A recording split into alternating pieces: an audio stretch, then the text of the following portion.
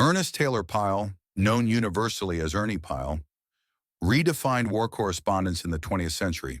His legacy is not just in the battles he covered, but in the deeply human stories he told.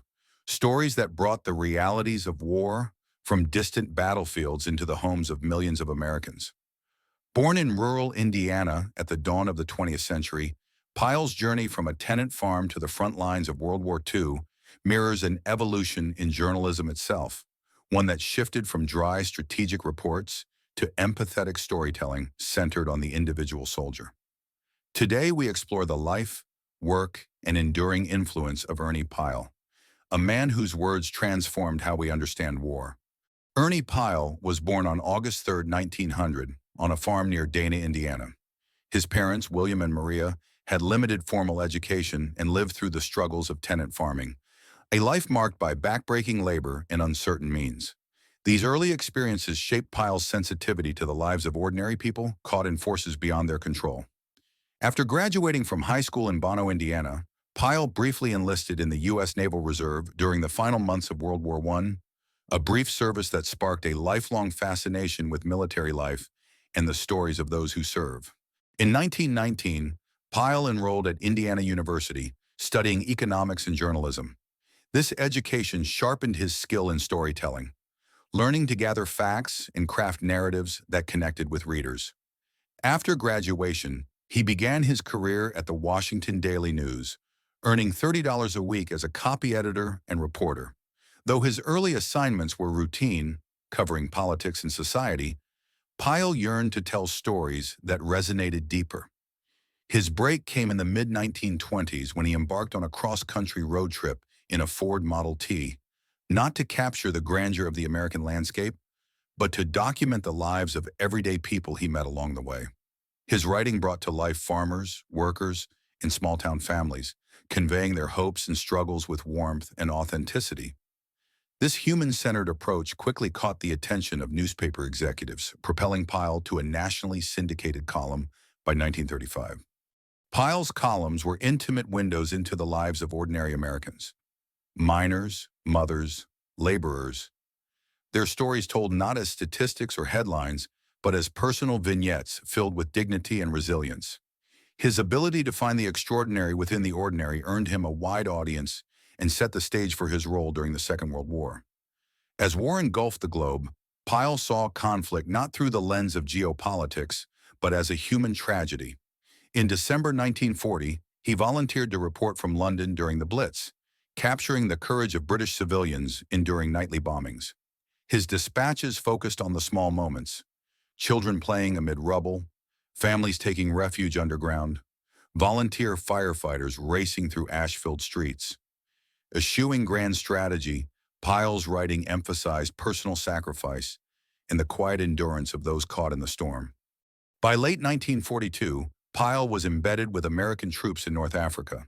Enduring sandstorms and relentless combat, he portrayed the exhaustion, camaraderie, and humanity of soldiers, their shared small comforts like warm meals and letters from home. In Italy, his stories brought to life the mud, the struggle, and the profound loss of war. His account of Captain Henry Waskow's death is among the most poignant, a tender narrative of comrades standing vigil beneath an olive tree, reciting prayers and honoring friendship amid conflict.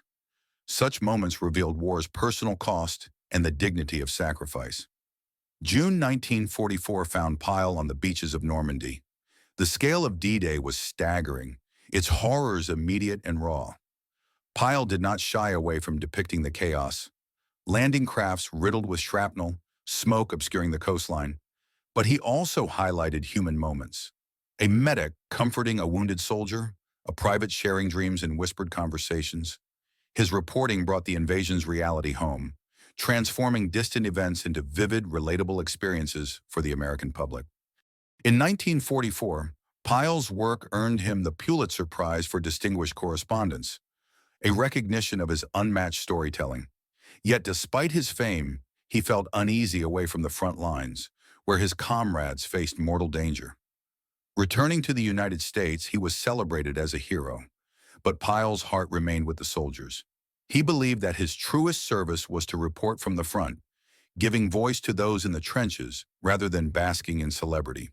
In early 1945, Pyle sailed to the Pacific, covering the climactic battles against Japan. On Okinawa and Iwo Jima, he chronicled the grueling conditions, tropical heat, relentless artillery, and the psychological toll of combat on unfamiliar terrain. His final days were spent embedded with the 305th Infantry Regiment. On April 18, 1945, while riding in a jeep, Pyle was struck by enemy fire and killed instantly, a loss deeply mourned by a nation. President Harry Truman lamented that no one had better captured the American soldier's experience than Ernie Pyle. Ernie Pyle's innovation was in his choice of focus. Unlike traditional war correspondents who emphasize leaders and strategy, Pyle turned his attention to privates and corporals, the individuals whose valor and fear compose the fabric of war. His legacy influenced generations of journalists. From Martha Gellhorn to modern embedded reporters in Iraq and Afghanistan, Pyle's method of living alongside soldiers and telling their stories remains foundational.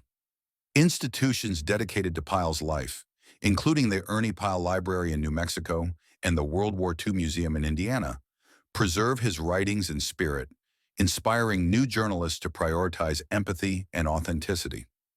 In today's world of instantaneous information and multimedia saturation, Ernie Pyle's soldier's eye view remains essential. Despite live broadcasts and drone footage, the power of narrative to reveal inner lives and foster empathy is irreplaceable.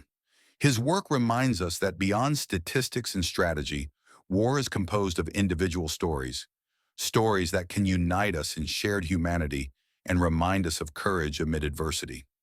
Ernie Pyle's journey from a tenant farm in Indiana to the battlefields of Europe and the Pacific stands as a testament to the enduring power of personal narrative in journalism, a guiding light for storytellers seeking to illuminate the human heart of conflict. Yet Pyle's influence extends beyond war zones into the very ethos of modern journalism. In an age where digital platforms favor rapid-fire headlines and fleeting soundbites, his example challenges us to slow down, to embed ourselves not only in places but in people's lives. Reporters covering crises today, from humanitarian emergencies in conflict-ravaged regions to community rebuilding after natural disasters, continue to draw upon Pyle's methods, living alongside those they chronicle, sharing meals and stories, and conveying the dignity and complexity of individual experience. Through podcasts, long-form digital essays, and immersive multimedia projects, his commitment to human-centered narrative endures, reminding us that the most powerful reportage arises when the journalist becomes a witness, not just a recorder, of history in the making. Thank you for joining us on this historical journey. If you enjoyed this video, please give it a thumbs up, share your thoughts in the comments below, and subscribe for more captivating stories from our past. Until next time, keep exploring and stay curious.